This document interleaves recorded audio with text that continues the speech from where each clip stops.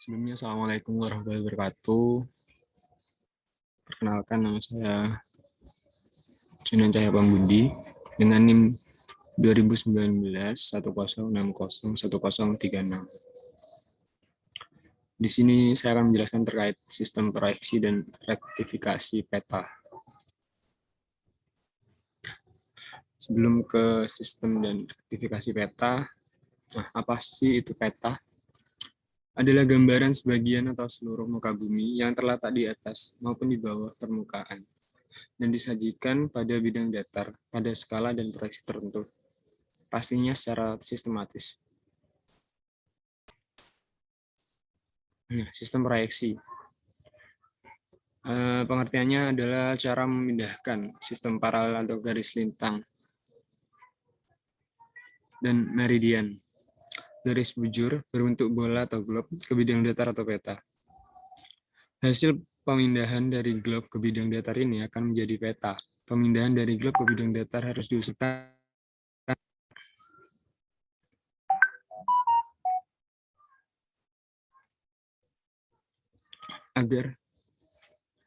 agar kesalahan dibagi kecil sampai tidak ada kesalahan. Maka proses pemindahan harus memperhatikan syarat-syarat di bawah ini. Yang pertama, bentuk-bentuk di permukaan bumi tidak mengalami perubahan atau harus tetap, persis seperti pada gambar peta di globe bumi.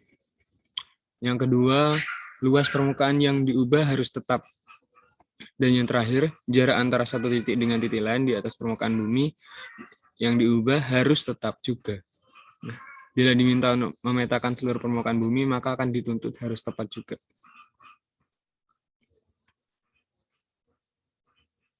Nah, tentunya kita mengetahui tentang sistem koordinat. Bilangan yang dipergunakan atau dipakai untuk menunjukkan lokasi suatu titik, garis, permukaan, atau ruang. Biasanya dulu itu di sekolah menengah diajarkan tentang diagram Cartesius, kalau nggak salah itu. Itu ada sumbu X dan sumbu Y. Itu sama seperti ini, nanti kita menentukan suatu titik atau suatu garis, permukaan, atau ruang dengan titik tersebut.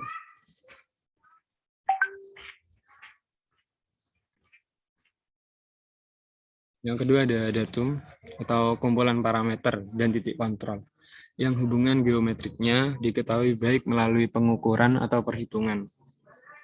Dan yang terakhir ada sistem proyeksi, sistem yang dirancang untuk merepresentasikan permukaan dari suatu bidang lengkung atau spheroid, misalnya bumi, pada suatu bidang datar.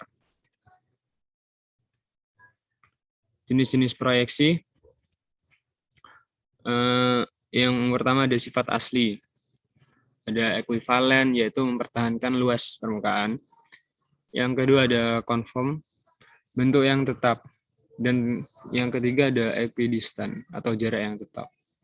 Nah, dalam bidang proyeksinya juga dibagi menjadi 3. Yang pertama ada silinder, kedua ada kerucut, dan yang terakhir ada azimut atau planar. Kalau berdasarkan sumbu simetris, proyeksi normal, nah apabila sumbu simetrisnya berhimpit dengan sumbu bumi. Yang kedua, proyeksi miring, apabila sumbu simetrisnya membentuk sudut terhadap sumbu bumi. Dan yang terakhir ada proyeksi transversal, apabila sumbu simetrisnya tegak lurus pada sumbu bumi atau terletak di bidang ekuator. Nah, proyeksi ini disebut juga proyeksi ekuatorial.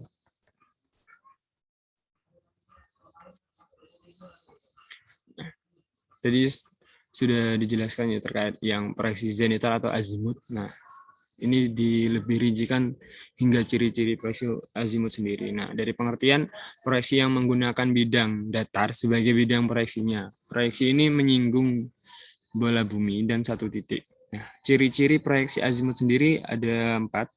Yang pertama, garis-garis bujur sebagai garis lurus yang berpusat pada kutub. Yang kedua, garis lintang digambarkan dalam bentuk lingkaran yang konsentris mengelilingi kutub. Yang ketiga, sudut antara garis bujur yang satu dengan lainnya pada peta besarnya sama. Dan yang terakhir, seluruh permukaan bumi jika digambar dengan proyeksi ini akan berbentuk lingkaran.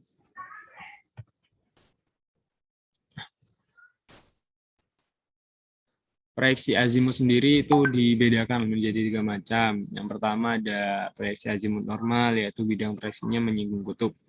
Yang kedua, proyeksi azimut transversal, yaitu bidang proyeksinya tegak lurus dengan ekuator. Dan yang terakhir, proyeksi azimut obliku, yaitu bidang proyeksinya menyinggung salah satu tempat antara kutub dan ekuator. Nah, di sini juga ada beberapa gambar ya yang terkait jenis-jenis proyeksi azimut. Yang ini ada azimut normal, transversal, dan yang obliku. Yang B ada proyeksi kerucut atau conical projection, yaitu pemindahan garis-garis meridian dan paralel suatu globe ke sebuah kerucut. Untuk proyeksi normalnya, cocok untuk memproyeksikan daerah lintang tengah atau miring. Proyeksi ini memiliki paralel melingkar dengan meridian berbentuk jari-jari. Paralel berwujud garis lingkaran, sedangkan bujur berupa jari-jari. Seperti pada gambar, udah terlihat bentuknya seperti kerucut. Proyeksi kerucut sendiri dibedakan menjadi 3 macam juga. Yang pertama ada proyeksi kerucut normal ya, atau standar. Garis singgung bidang kerucut pada bola bumi terletak pada suatu paralel atau paralel standar. Yang kedua, proyeksi kerucut transversal. Jika kedudukan sumbu kerucut terhadap sumbu bumi itu tegak lurus. Nah, yang terakhir ada proyeksi kerucut obliku atau miring jika sumbu kerucut terhadap sumbu bumi berbentuk miring. Terlihat pada gambar ada contohnya serta gambarnya. Yang pertama ada standar, seperti ini gambarnya, transversal dan obliku. Nah, ini masing-masing contoh gambarnya ya. Terus ada proyeksi silinder atau tabung. Nah, proyeksi silinder adalah suatu proyeksi permukaan bola yang bidang proyeksinya berbentuk silinder dan menyinggung bola bumi. Apabila pada proyeksi ini bidang silinder menyinggung khatulistiwa, maka semua garis paralel merupakan garis horizontal dan semua garis meridian merupakan garis lurus vertikal. Nah, ini contohnya. Ada peta hasil proyeksi silinder, ada contoh proyeksi silinder murni, ada contoh skema proyeksi silinder juga. Penggunaan proyeksi silinder mempunyai beberapa keuntungan. Yang pertama dapat menggambarkan daerah yang luas. Yang kedua dapat menggambarkan daerah sekitar khatulistiwa. Yang ketiga daerah kutub yang berupa titik digambarkan seperti garis lurus. Yang keempat, makin mendekati kutub, makin luas wilayahnya. Jadi, keuntungan proyeksi ini yaitu cocok untuk menggambarkan daerah ekuator, karena ke arah kutub terjadi pemekaran garis lintang, proyeksi azimut, proyeksi kerucut, konikal, dan proyeksi silinder atau silindrikal, termasuk kelompok proyeksi murni. Nah, penggunaan jenis proyeksi murni ini sangat terbatas. Yang terakhir ada proyeksi gubahan atau proyeksi arbitrary. Proyeksi-proyeksi ini dipergunakan untuk menggambar peta-peta yang kita jumpai sehari-hari. Nah, merupakan proyeksi atau rangka peta yang diperoleh secara perhitungan. Jenis sistem koordinat. Ya, yang ada dua. Yang pertama ada sistem lintang dan bujur. Bumi dibagi menjadi 360 bagian, tiap bagian bernilai 1 derajat. Nah, dan titik 0 derajat berada di Greenwich, Inggris maksudnya. Ini contoh sistem lintang bujur ya, ada pada gambar. Ini Greenwich, meridian, ekuator, latitude, longitude. Yang kedua ada Universal Transfer Mercator atau UTM. Nah, bumi dibagi menjadi beberapa zona antara 1 sampai dengan 60 dengan satuan meter. Zona N sebagai bagian utara khatulistiwa dan zona S sebagai bagian dari selatan khatulistiwa. Nah, ini seperti pada gambar.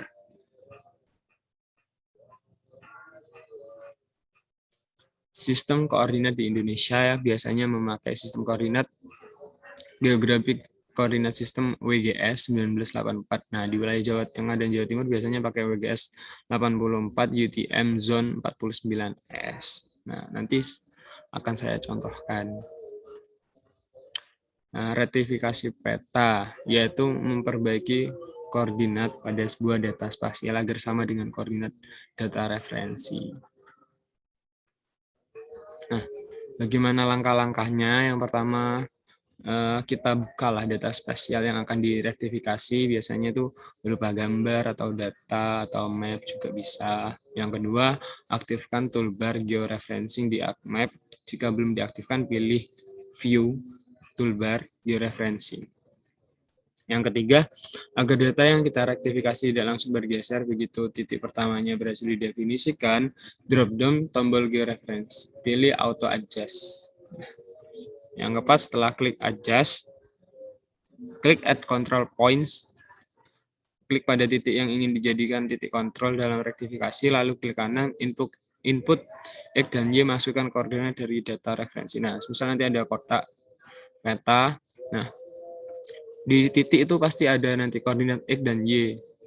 Nanti kita isi sesuai dengan itu, yang X-nya berapa dan Y-nya itu berapa. Untuk menampilkan data-data koordinat yang sudah kita masukkan dalam bentuk tabel, kita dapat menekan tombol viewing table yang terdapat pada toolbar georeferensi. Nah, terima kasih. Mungkin sekian dari materi PPT-nya ya. Kita langsung ke prakteknya. Saya stop dulu. Share lagi. Nah, kita sudah masuk ke ArcMap-nya.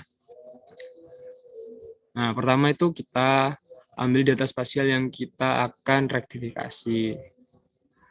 Itu ada di sini.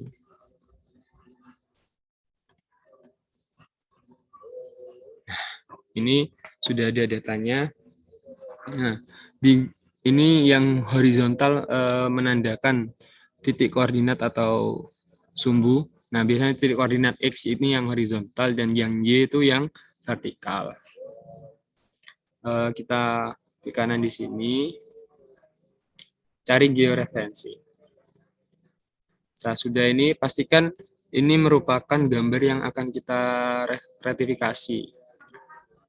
Terus kita mencet add control point. Nah, ini sudah.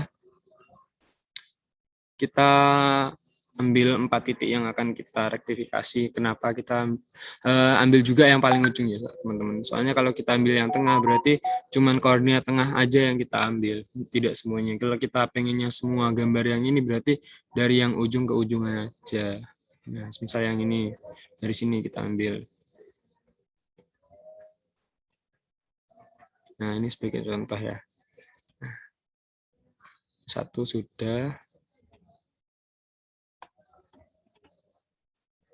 Klik kanan, input X dan Y. Nah, X-nya nggak kelihatan. Input X dan Y. Nah, untuk X-nya tuh yang atas yang horizontal ya teman-teman. Itu 426000. Dan buat Y-nya itu 922600. Oke. Sudah, terus ini di ke kanan, zoom to layer biar kelihatan lagi. Terus kita cari yang sini pojok juga. Sinyal ini ya. Nah, klik.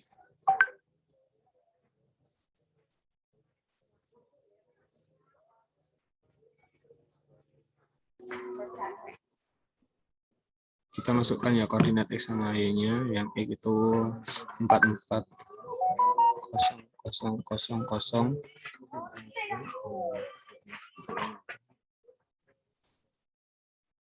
Untuk koordinat Y kita pakai yang vertikal itu yaitu 922600. Oke. Nah, sini kita harus ambil 4 titik ya, yang paling sulit. Yang ini juga.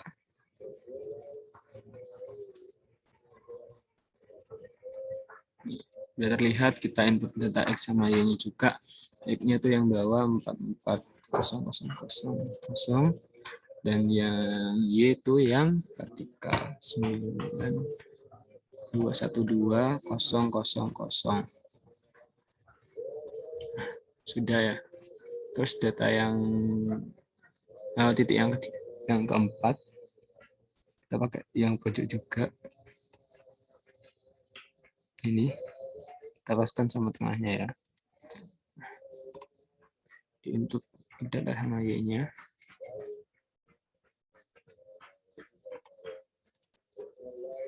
Yang itu 426 dan yang Y itu 9212 000.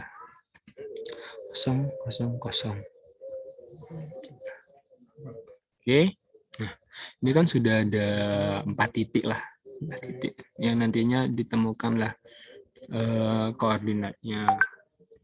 Buat kita mengecek sudah terrecord semua atau enggak, misalnya kita di sini ada viewing table.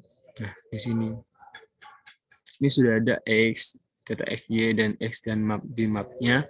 Nah, untuk kalau bisa ya RMS errornya tuh kurang dari 1. Nah, karena ini cuman contoh, jadi jangan ditiru, ini masih di atas 2. Kalau bisa tuh di bawah 1.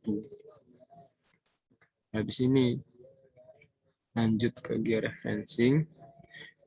Misal gambar ini kalian mau update jadi udah ada koordinatan, pakai update georeferencing. Nah, kalau mau bikin file lagi ke Reactivity.